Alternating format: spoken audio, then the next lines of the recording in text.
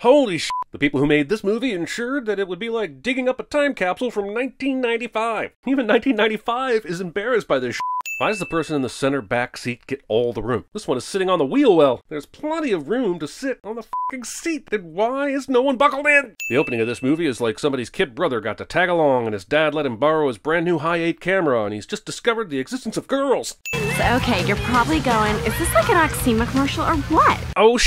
Cher would be amazing at CinemaSins 17 years before it even existed. Also, Cher-ation. I've got to admire Cher for being tech-forward, using a computer to come up with her outfit for the day, but somebody like her probably has all her outfits memorized, and her memory has way better graphics than this.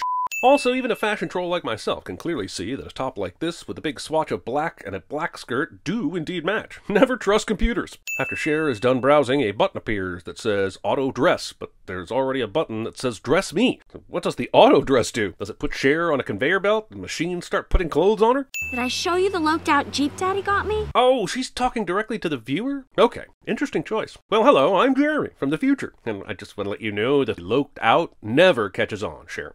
I think they've seen that Ike and Tina Turner movie just too many times. Trying to make domestic violence a casual joke. But it's like when I had this garden party for my father's birthday, right? I understand high school classes can be boring, but we've already established that guys can't get enough of Cher at this school. Look at this classroom. Nobody is paying attention to her. Even Elton, the guy who later tries to make a move on her, pays more attention to his CDs than Cher. Back in 1995, guys willingly listened to those awful Aerosmith songs because of Alicia Silverstone. You bought Get a Grip because, in your mind, she would directly sell you the CD at Camelot. It's the only reason that album sold 7 million copies in 1995. And in conclusion, may I please remind you that it does not say RSVP on the Statue of Liberty. We're expected to believe these non-paying attention assholes suddenly paid attention at the very end of this argument to clap for the San Dimas high school football rules portion of this speech. I'm being forced to watch someone struggle to recover gum stuck to a fingernail? Ew. If she doesn't do the assignment, I can't do mine. Cher did argue her point in her very Cher way, and the teacher knows this, but allows the debate to fizzle out when Amber rejects the assignment. And this works? Does anyone have any further thoughts on Cher's oration? Mr. Hall's classroom is filled with distracted kids who don't give a shit about paying attention, and he really doesn't seem to care. So why ask the students questions at all? Is there a Christian Stovitz in this class? How does the teacher not know who his students are already? This isn't the first day of school. The kids already have assigned debates. Mr. Hall was way harsh. He gave me a C-. Granted, I have no idea how California schools worked back in 1995, but I find it very odd that Dion isn't in the same debate class as Cher, considering everyone else in her circle is in that class, even Dion's boyfriend. I'm beginning to think they did this just so they could have this cell phone joke. What is it about college and crybaby music? Cher, that is Fake Plastic Trees by Radiohead. You show some goddamn respect. Drinking juice directly from the jug. Hollywood has failed us by not making the Ant-Man and Batgirl movie. Cher starts arguing for better grades with her teachers, the PE teacher, the history teacher, and the debate teacher. But a minute ago, she came home and showed her mom's portrait a 98 in geometry. Why is she so good at f***ing geometry, but not the 3 easiest classes she takes? Ooh, Snickers. Hold on a second. Is Cher supposedly in this teacher's lounge to witness this product placement? Or is this surveillance video? Or is this how she imagines the teacher's lounge? Anyway, the sin is consumerism, I think. But thy eternal summer shall not fade.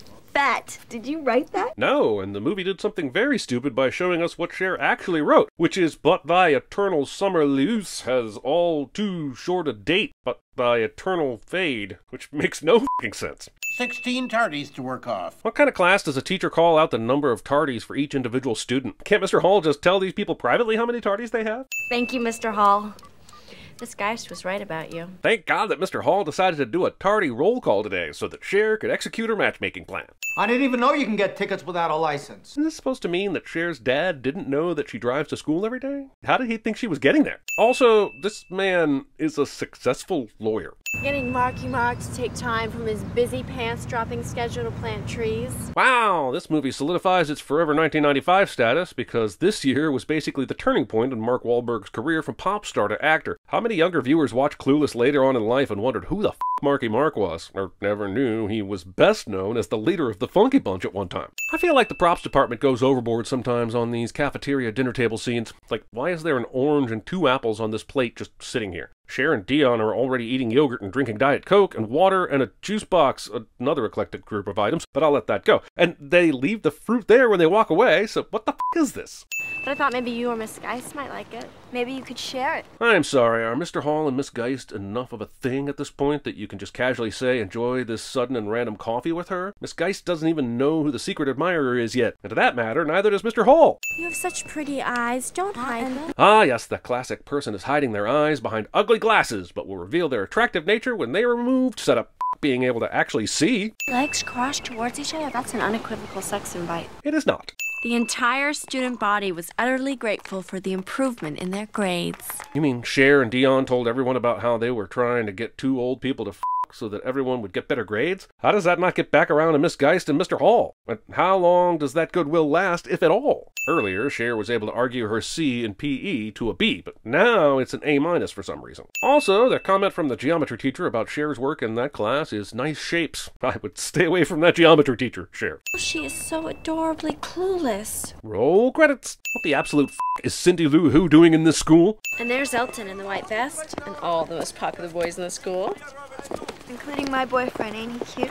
Yeah. Later, there's going to be this whole thing where Cher tries to get Elton and Ty together. There's absolutely no reason to single him out at this point and ignore everybody else in the clique. And then when Dion points out her boyfriend, she doesn't give a name or specifics. So I don't know how Ty is supposed to know who she means. No one is annoyed with these two people having a Marvin the Martian conversation while holding up the lunch line in this scene. I hate to harp on these things, but goddamn, who is eating these Fig Newtons? They seem to be abandoned on this table. There are Fig Newtons running loose outside the bag. This is like the Great Escape, sponsored by Nabisco. Specials this week include school cafeteria sushi. Movie is from 1995, so a makeover montage was mandatory. Hey, Brainiac. Ugh, the dreaded X. Ty, this is Josh. Why does Cher refer to her stepbrother as the dreaded X? Is she saying that he's her ex-stepbrother? Because that's some weird shit, yeah. This asshole struts to the kitchen to make a sandwich and leaves items that need to remain refrigerated out on the counter. And if that's not sinful enough for you, he mayos the meat and not the bread. What monster does this? Mentos better, Mentos fresher. Movie tries to make me okay with Mentos product placement by making it a funny insight into Ty's character. Movie vastly overestimates the power of Mentos. Who's Elton? I'm surprised you don't remember Cher absolutely singling out Elton for no reason during that trip through the quad a few minutes ago. It was so strange and unnecessary I thought everyone knew who Elton was because of it. I'm just wondering, why is Amber in this picture? Isn't she sort of a Cher-tagonist? At no point during this whole movie do they have a positive interaction with each other. Is this the kind of thing where you keep frenemies because their social status boosts yours? That's f***ed up. The upside to this hair is that you always have a wire at the ready, in case you need to pop the lock of a car or clean out a small personal pipe. The downside is there's a f***ing wire in your hair. Hey, why don't you make me a copy of this, okay? How is that not an incredibly creepy thing to ask someone? Murray's geometry class is right by Elton's locker, and taped up inside was the picture you took of Ty. Like, why does the proximity of Elton's locker to Murray's geometry class make any difference here? Aren't they Elton's friends? Wouldn't they have seen his locker through normal interactions during the day? In this scene, the characters fight about how to use a paper map, and this is a sin for reminding me that we once had to use paper maps that couldn't talk to you, zoom in on specific roads, tell you about gas station prices, or suggest food and lodging options. It was a dark time. Oh, Jesus, Clueless is a Christmas movie. Ah, a time before smartphones when extras were given instruction to stand in the background, and the only thing they could think to do was look at their nails. Imagine how disappointing it is to realize that in this dramatic moment of spilling liquid on Cher's shoe, that there is no liquid coming out of this cup. And you may say, they're acting, Jeremy, use your imagination, to which I reply, no, spill some shit on her shoe. Hey everyone, let's play Second Blow. You know, completely random and out of nowhere, so that we can plant the seed that Elton really likes Cher and not Ty. Also, yeah, let's play this game with an REI card that was likely just found in a side drawer of the table by the recliner that smells like dad ass. No fucking thank you. God, Elton, can you suck? He does. I'm calling your mother. Is this threat to call Murray's mother about Murray getting his head shaved? Because won't she know anyway when he comes home? I once saw a movie where they hung fabric over a lamp like this, so I did the same thing. It caught fire. Stop showing this shit in movies, it's dangerous! Using the pool to vomit. As Summer loads in a plugged-in light-up snowman, I'd like to pause and ponder the eventual chaos that will explode in this vehicle when, while driving down the block, the snowman is ripped from the car out the window. Why is the snowman's cord so goddamn long? Ty, You have her picture in your locker. I have the picture you took in my locker. Look, I know this movie is Jane Austen's Emma in 1995, but this is even more ridiculous than the thing that happens in the novel. Why would you ask for a specific picture of Ty to hang up in your locker if the only thing that mattered was that Cher took the picture? You could have asked for the group picture you took earlier and it would have the same logic. Me and Ty We don't make any sense.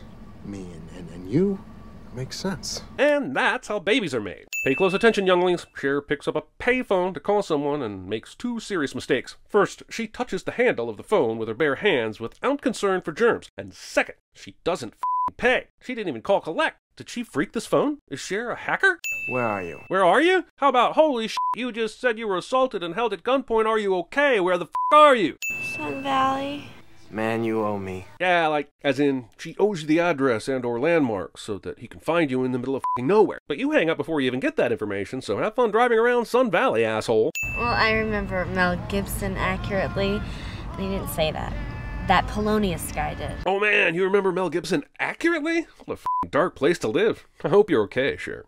Go to the mall, have a calorie fest, and see the new Christian Slater. Yes! I've been setting this movie in 1995 a bunch, but earlier Cher's report card showed that we had crossed into 1996. Not that this movie could have known, but the new Christian Slater would either be Bed of Roses or Broken Arrow, which came out within 2 weeks of each other in January and February of 1996. Taking Cher's words in context, I'm going to assume the movie is Bed of Roses, and looking at the worldwide gross for Bed of Roses, I'm going to assume these were the only 3 people who saw that movie. Anyway, the sin, as always, is Bed of Roses.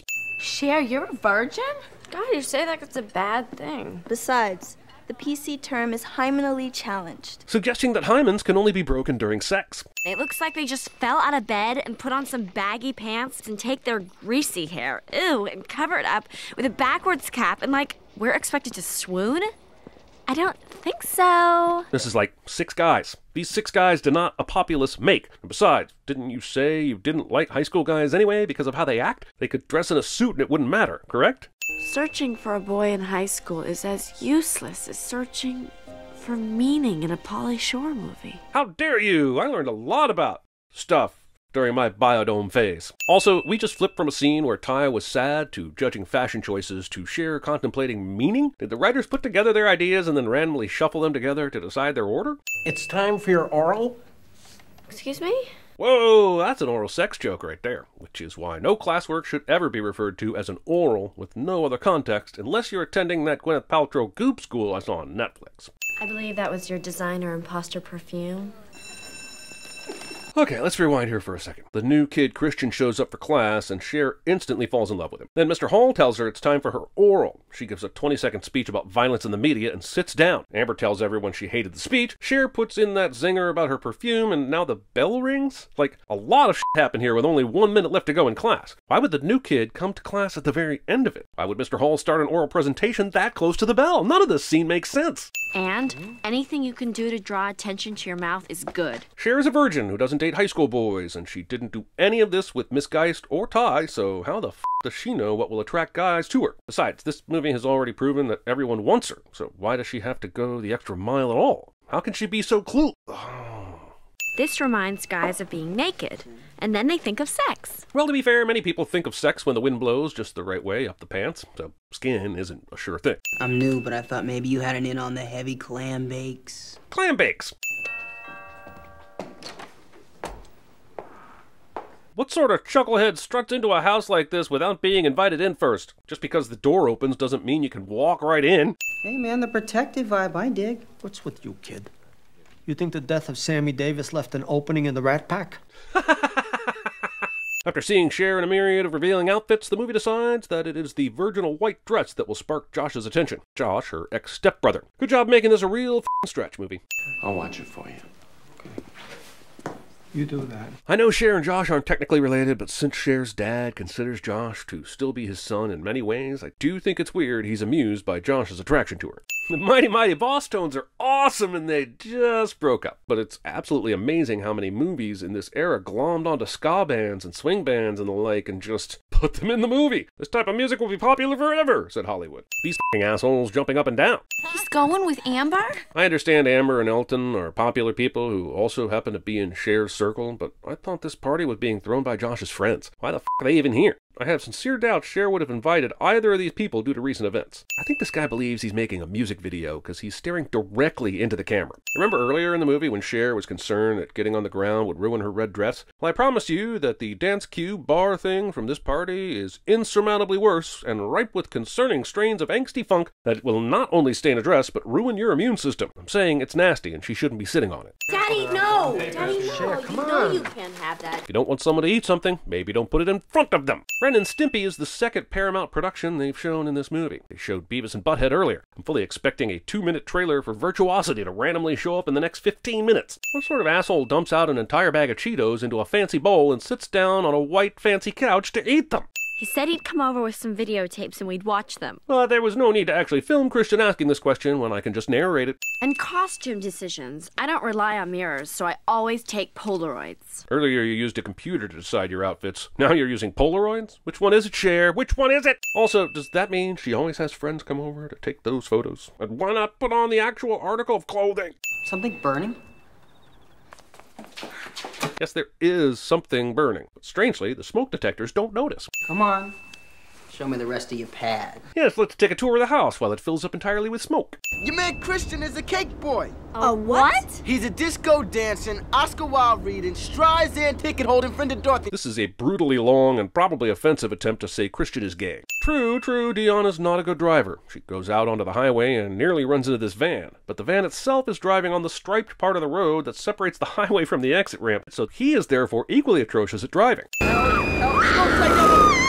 There's far too much screaming in this scene. And then this truck just drives up on their bumper like that's a totally normal thing to do in goddamn traffic. A lot of this Dion drives a car terribly scene is a bunch of stuff other drivers could have avoided. These two eat each other's faces after a near-death experience rather than curling up in the fetal position for a goddamn nap. The jacket?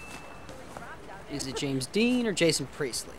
Carpe diem, okay? You looked hot in it. Guys, I lived through the 90s and I don't understand how Jason Priestley is somehow the weakest score a leather jacket can get. Bring me back up here, please! I think it's hilarious during this scene where the guys are holding Ty over the railing that everybody in the mall is concerned about her except these two guys right here who appear to be just having a normal conversation while a teenage girl screamed for her life nearby. Boy, considering how clueless she was, Ty certainly had that damsel in distress act down. Act? Ty was being teeter-tottered on a balcony over a death drop by two strange guys. Jesus, Cher has been tolerable to a certain degree up until now, but this hard shift into being jealous of her friend because she has attention is either the reveal that Cher is actually the villain or a lazy attempt to introduce the third act conflict cliche. This is one of my favorite nonsense moments in the movie, where the camera moves in on the table full of people listening to Ty's story, and these two girls stand aside so that the camera can fit in. In real life, there's no reason for them to stand aside at all, but they do it, and they do it with style. I realize this is an expensive school for rich kids, but who cuts their apples and oranges open and displays them like this?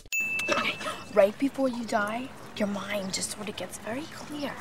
It's a very intense spiritual thing. I know when I was held at gunpoint. Excuse me. You were saying? Ty tells her near-death story. Cher interrupts. This guy interrupts Cher while she's interrupting. Cher once again interrupts to ask if she wants to go shopping. Ty tells Cher she's going to Melrose with Amber. Cher tries to set another date, but Ty is too busy to do anything. And then suddenly out of nowhere, Dion asks Ty for sex advice. It's like the scene decided to give me whiplash while someone performed the Heimlich on me while Vecna twists my arms and legs, and it's the 7th day after I watched the Ring tape. Where's my white collarless shirt from Fred Siegel? I find it super hard to believe that Cher doesn't know where every single piece of clothing she owns is at all times. You get upset if someone thinks you live below sunset. I'm always wrong, right? Such a brat. These two idiots fall in love. Cher has caused a traffic jam that extends for like a quarter of a mile behind her, but for the rest of this terrible driving test, we never see anyone pass her, and traffic dissipates like it was never there by the end of it. You saw how that biker came out of nowhere, right? I swear I'll concentrate. I drive really good usually. Okay, can we give props to Alicia Silverstone in this? She wasn't known for comedy chops, and this is like her 4th feature film or something like that. She's absolutely terrific, playing hacky sack in a skirt. You know, the rolling with the homies. Anyways, I got the tape right. Except on further inspection, this tape is Coolio's It Takes a Thief album, which did not have Rollin' With My Homies on it, because Coolio contributed the song for this movie. So what you should be holding up is the Clueless soundtrack, Ty. It'd be very Spaceballs of you to do that, but at least you'd be accurate. Look, you've got to help me get Josh. How old is Josh anyway? Considering Cher is 16, we assume Ty is too, and while Paul Rudd has perpetually looked like he could play a high school senior even 27 years after this movie, he's hit the kind of college age where he's at least 21. And Paul Rudd is at least 25 years old in real life at this point. I'm not saying this kind of thing doesn't happen all the time, but does no one want to address the age difference here? I was like, why am I even listening to you to begin with? You're a virgin who can't drive.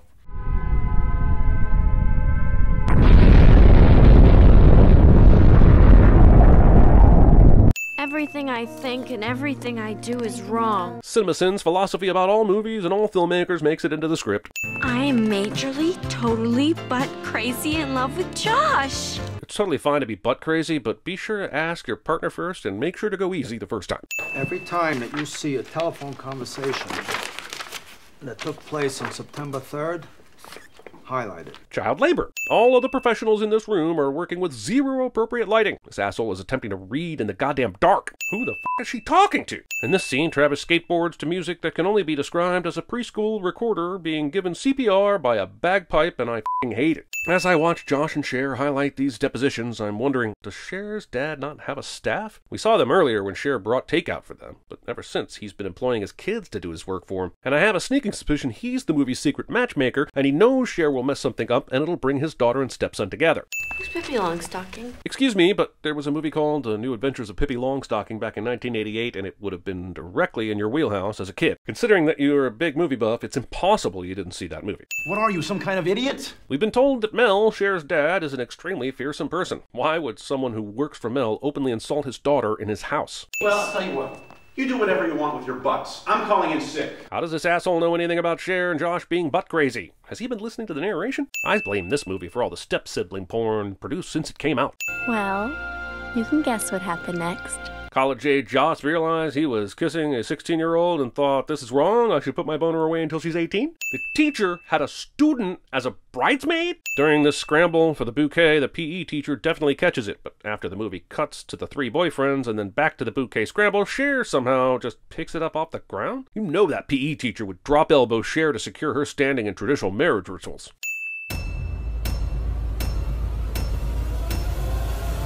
You're a virgin who can't drive.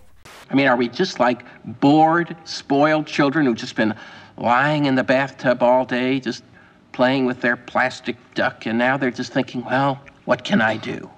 I'm going to distribute your report cards. Inconceivable! You know, I want to wipe all this out and just concentrate on one main decorative statement, like Marvin the Martian right there. Get out of town. I could do Marvin the Martian. Hey, you're holding up the goddamn lunch line. You didn't trace this? No. You go over what he draws with a pen, all right? That's tracing. I am ready to receive instruction from the realm of creation above me for the sandwich I am about to conceive. Cher is saving herself for Luke Perry. Actually, I'm looking for Alfred Pennyworth. So what do you think? Should we have sex tonight? Ugh, sounds awful. I'm just really constipated. Are you okay? And she's okay! They got roller coasters that roller coaster in the dark, okay? You don't know where the turns are coming from. They got the Finding Nemo ride where you're riding around with Nemo, and it's a ride with Nemo. He does like to shop, Cher, and the boy can dress. I am, however, thin, single, and neat. Sometimes when someone is thin, single, and neat, people assume they are gay because that is a stereotype. Tastes like a burger.